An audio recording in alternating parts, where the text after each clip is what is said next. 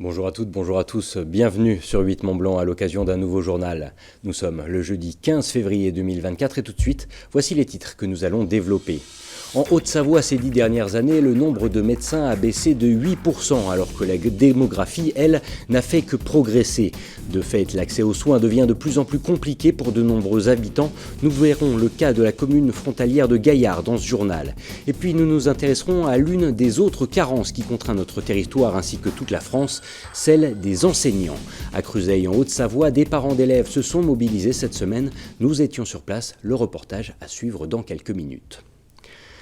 Je vous l'évoquais à l'instant, en France, une commune sur 3 est considérée comme un désert médical. Une situation à laquelle la Haute-Savoie n'échappe malheureusement pas. Dans la commune limitrophe de Gaillard, il n'y a à ce jour plus aucun médecin généraliste, et ce, depuis décembre dernier. Malgré les efforts de la mairie comme de la maison de santé locale, rien n'y fait et le problème semble aujourd'hui bien complexe à résoudre. On fait le point sur ce dossier avec ce reportage réalisé par Fanny Savard. Voilà, tout est prêt pour accueillir quelqu'un. Un cabinet moderne et opérationnel, pourtant vide depuis décembre dernier. La maison de santé pluriprofessionnelle de Gaillard a vu son médecin généraliste partir à la retraite et cherche désespérément un remplaçant. Pour l'association qui gère l'établissement, il y a urgence. On fait ce qui est en notre pouvoir et ce qui est de notre ressort pour attirer un médecin généraliste, lui donner envie de s'installer avec nous. Ce qui est de notre ressort, c'est l'aménagement des locaux, c'est l'aménagement de son local à lui. Donc là, on a un bureau qui n'attend qu'un médecin. Tout est là, tout est à dispo, le matériel est là. On n'attend plus que l'être humain qui va se mettre derrière le bureau. Et malheureusement, ça ne suffit pas. Pour attirer des jeunes praticiens, la structure créée en 2015 a entrepris des travaux de modernisation. Cet espace de repos réservé aux professionnels de la maison de santé a été entièrement repensé. Ça fait partie des travaux de réaménagement qu'on a fait pour upgrader un petit peu les locaux. La commune frontalière compte 11 000 habitants, contraint aujourd'hui de trouver des alternatives pour se soigner. Certains optent pour l'hôpital privé Pays de Savoie ou doivent consulter plus loin dans le secteur comme à Saint-Pierre-en-Faucigny, Archamps ou Annemasse. C'est compliqué, nous, on n'est pas de la région. Quand on est arrivé, heureusement ma femme avait déjà été suivie à Collonges-sous-Salève. Et en fait c'est comme ça que moi j'ai réussi à rentrer. Sinon c'était impossible d'avoir un médecin traitant. Malgré plusieurs candidatures, aucune n'a finalement donné suite. L'appel de la Suisse et le fait de devoir porter la patientèle à bout de bras pourraient être des freins au recrutement. La mairie de Gaillard envisage désormais de nouvelles solutions. Avec Annemasse Agglo, on est en train de réfléchir au salariat de médecins via des centres de santé. Ça, je pense que ça peut marcher, de réussir à construire ça. Mais attirer des médecins libéraux en se posant la question de les loger, de mettre du secrétariat et autres, je pense qu'aujourd'hui, nous, en tout cas, on est trop détériorés dans l'offre pour réussir à ce que ça fonctionne. En plus des médecins généralistes, l'établissement gaillardin peine également à recruter des sages-femmes, des nutritionnistes et des infirmières.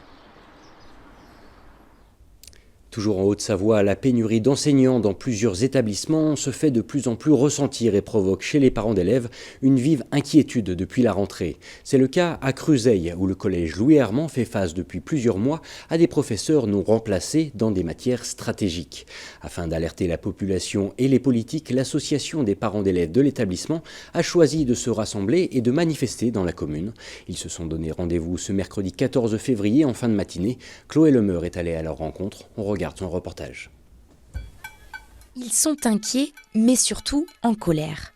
Ce mercredi matin, pancarte à la main, les parents d'élèves du collège Louis Hermant à Cruseilles se sont retrouvés devant l'établissement pour exprimer leur mécontentement.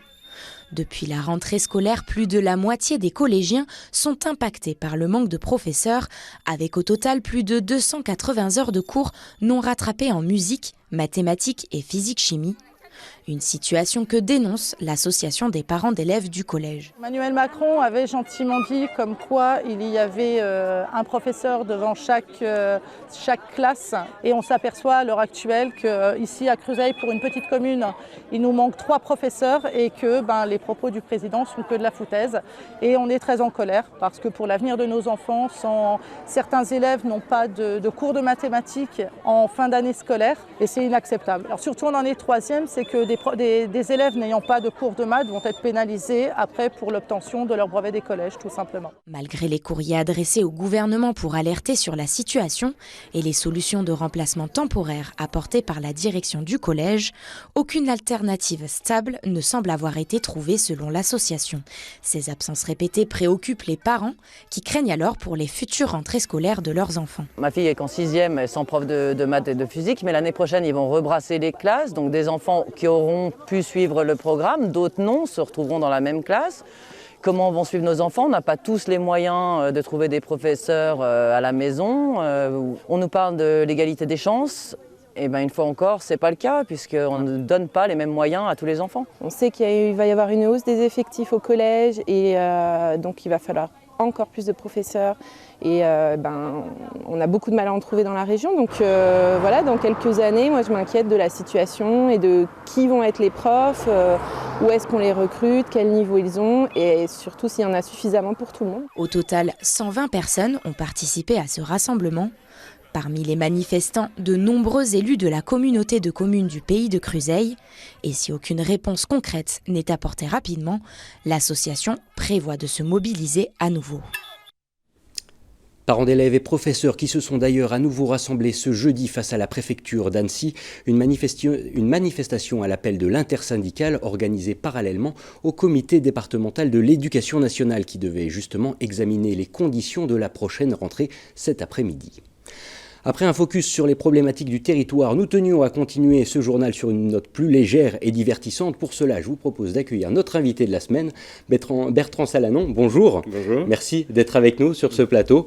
Nommé en octobre dernier par la ministre de la Culture pour prendre la suite de Salvador Garcia à la tête de Bonlieu Scène Nationale, vous avez pris vos fonctions en début décembre 2023. Alors loin de venir de nulle part, vous êtes un homme de théâtre, un vrai, comme on dit, ancien de la tête de la Scène Nationale de Saint-Nazaire, du théâtre universitaire scène conventionnée de Nantes, pendant près de 10 ans au Théâtre National de Strasbourg.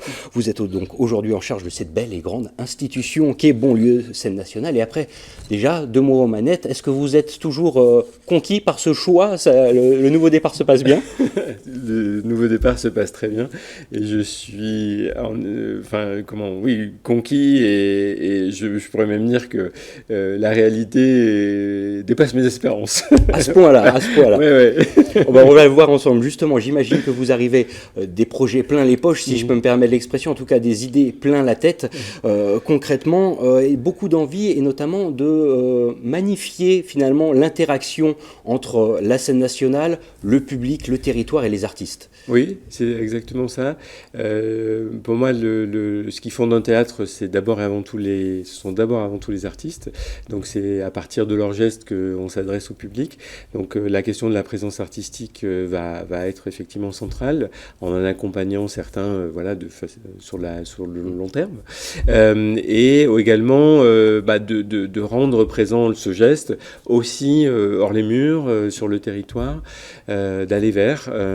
C'est aussi le sens de ce que j'envisage pour Annecy Paysage. Voilà. Donc il y a comme ça effectivement des perspectives, mais qui s'appuient vraiment sur un existant qui est formidable, qui est très solide et je sens le sol très, très, très solide sous mes pieds et la capacité à se projeter, elle est forte, quoi.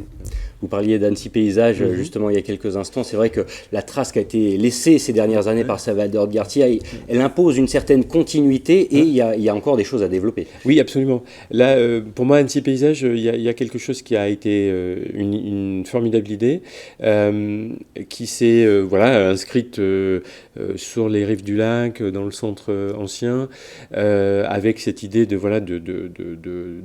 fabriquer un espèce de pôle d'attractivité touristique également.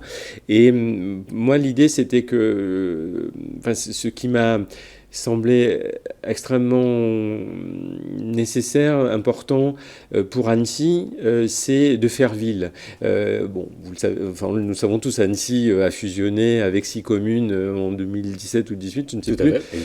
Et donc là, il y a un enjeu à cet endroit-là de faire exister la ville dans sa nouvelle dimension. Et donc pour moi, travailler sur Annecy Paysage, c'était travailler sur un parcours.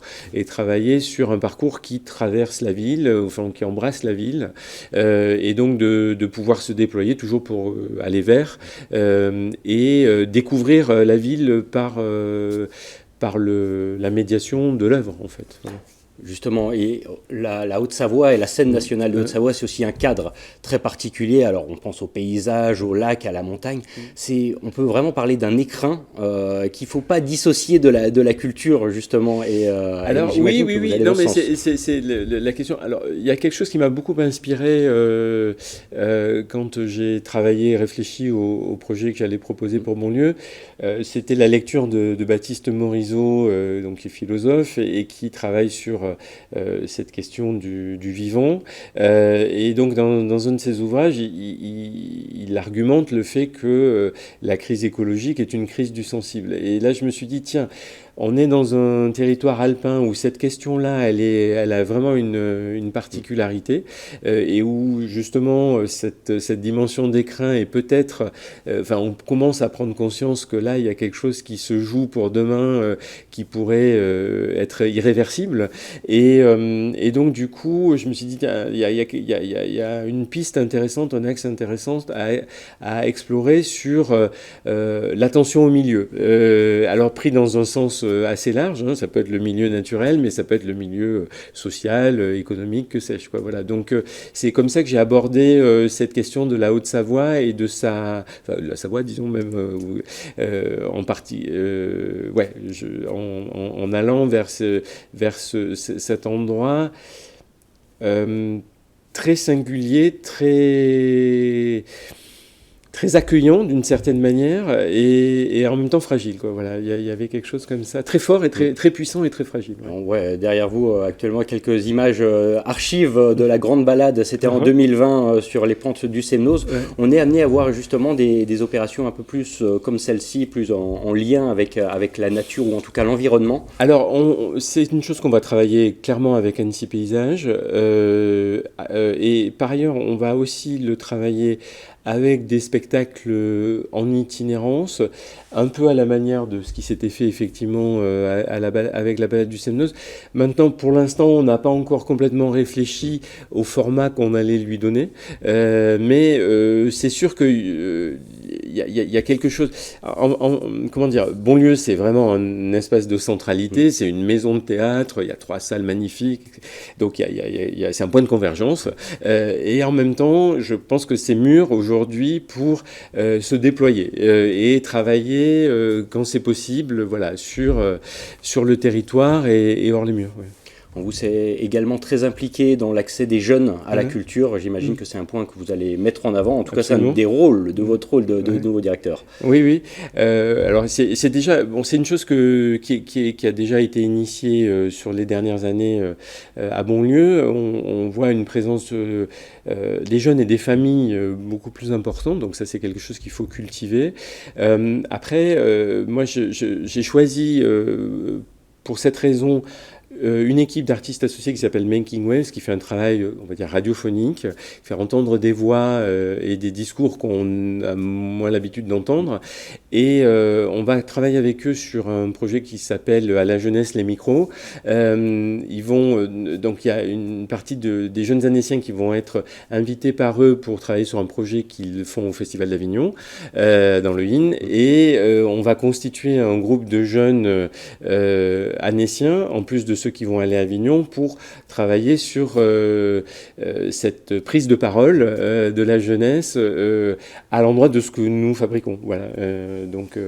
Mais ça, vous en saurez plus on a en fin de saison. On suivra. Dernière question très succinctement, l'interaction avec le territoire, c'est aussi le territoire un petit peu plus lointain. On pense aux Suisses, aux Italiens, et notamment grâce au pôle européen de création. Est-ce que vous pouvez nous en dire un peu plus ? Oui, alors ça, c'est une invention de mon prédécesseur, prédécesseurs et que j'entends à la fois continuer à amplifier. Donc là, on est typiquement une des priorités de mon arrivée, ça a été de réactiver un certain nombre de financements Interreg qui sont des financements européens, donc France-Suisse et France-Italie.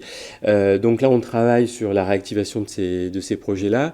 Et il y aura effectivement une dimension assez forte et pour l'activité de production de spectacles, donc avec Vidi à Lausanne, le Théâtre Saint-Gervais à Genève et Malraux à Chambéry.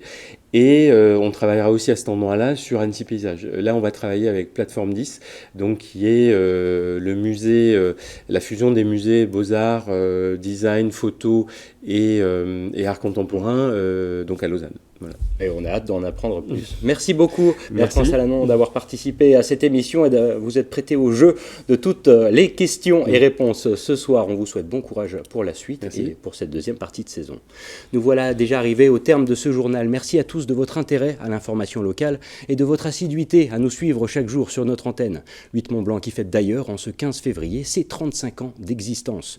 Une occasion particulière qui me permet, s'il en est encore besoin, de remercier toutes les équipes qui se démènent dans l'ombre pour assurer la qualité de nos programmes. Et je le répète, merci à vous téléspectateurs de votre soutien et de votre confiance depuis toutes ces années. Des éléments qui nous portent et qui nous poussent chaque jour à faire vivre et perdurer cette si belle histoire qu'est la 8 Mont-Blanc.